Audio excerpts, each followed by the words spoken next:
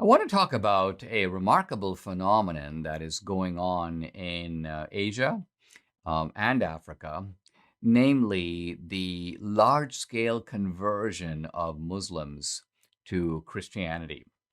Historically, this is completely unprecedented. Historically, it's very difficult, and very few people have converted out of Islam. There are a couple of exceptions to that rule, but in general, well, we know that Islam doesn't like people to convert out. In fact, if you think of the old line about the Hotel California, you can check out anytime you like, but you can never leave. That applies to Islam. You can't leave.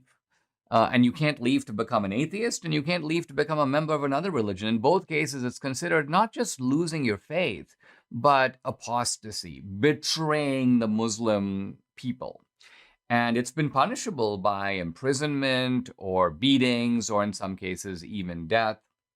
Remember, for example, the fatwa that was put on Salman Rushdie, the writer, because he was seen as a sort of apostate to Islam. So this strategy of making it difficult, if not impossible, to convert out has historically stopped Muslims from doing it.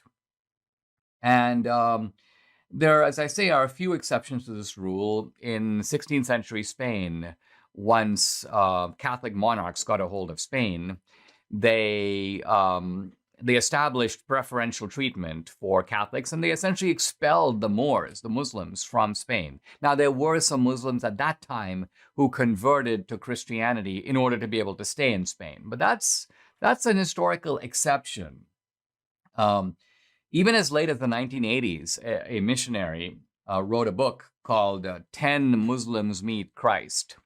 And while the book focused on 10 Muslim converts, it was very clear from the book itself that this is extremely rare. It's really hard to get a Muslim convert. So, like, I found 10. Let me tell you about their stories. But now, interestingly, in many countries, not just in one particular place, in Algeria, in Albania, in Syria, in Kurdistan, in Egypt, you have Muslims converting to Christianity. In fact, they're converting to Christianity in such numbers that there's even a name for them. They're called MBBs. Pastors call them MBBs, meaning Muslim background believers. Believers, Christian believers who come from a Muslim background. How many converts? No one knows exactly for sure. But from the Muslim side, you have had complaints. There was a complaint by a guy on Al Jazeera who said that by his count, 6 million Muslims are converting to Christianity each year. Think about that. That's a huge number. Traditionally, Muslims have gained forces by conquering. So they don't really convert people to Islam really by persuasion either. They use force. But as I say, very few people convert out. But now that's happening. Now, one of the most why is it happening? Well, one reason it's happening is that people are rebelling, Muslims are rebelling against radical Islam. One pastor in Egypt apparently said that the Islamists, the Muslim Brotherhood President Mohammed Morsi, was, quote, the great evangelist. Why? Because the extremism of his policies told a lot of Muslims, wow, this guy's crazy. I don't want to be part of any religion that he's part of. So that's part of the reason for the conversion. But the fact that it's happening in so many different places shows that that's not the only reason. Now, interestingly, when you talk to Christian pastors, and I'm referring here to a very interesting article that quotes a number of these pastors, they claim that the reason that Muslims convert, or at least a substantial number of them convert, is that they have dreams and visions of Jesus Christ. Now, this is a little bit far out, but apparently an Iranian convert, this guy's fairly typical, he said, quote, many people are having dreams and visions about a shining man dressed in white telling them about Jesus. The leader of a Presbyterian church in Pakistan said that there were some Afghan imams who traveled hundreds of miles to study the Bible.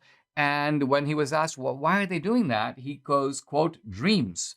Christ appeared to them in their sleep. And then a Colorado pastor who conducts classes in Arabic via the radio and the internet, he goes, virtually all my students came following dreams. There's a missionary named Michael Stallwork, and he is a missionary in Frankfurt. And he said a veiled woman came up to him. He thought it was a beggar. He was about to give her money, but she goes, "Are you the imam?" And he said, "Well, I'm not an imam, but I am the pastor of this church." And she said, "Well, in that case, you are the right man. God has commanded me in a dream to go to the big church on the market square and ask for the imam," meaning the priest, "to tell me the truth." So I think what I find fascinating about all this is that these people who are having dreams, now Christ is a prophet in Islam. He's called Isa.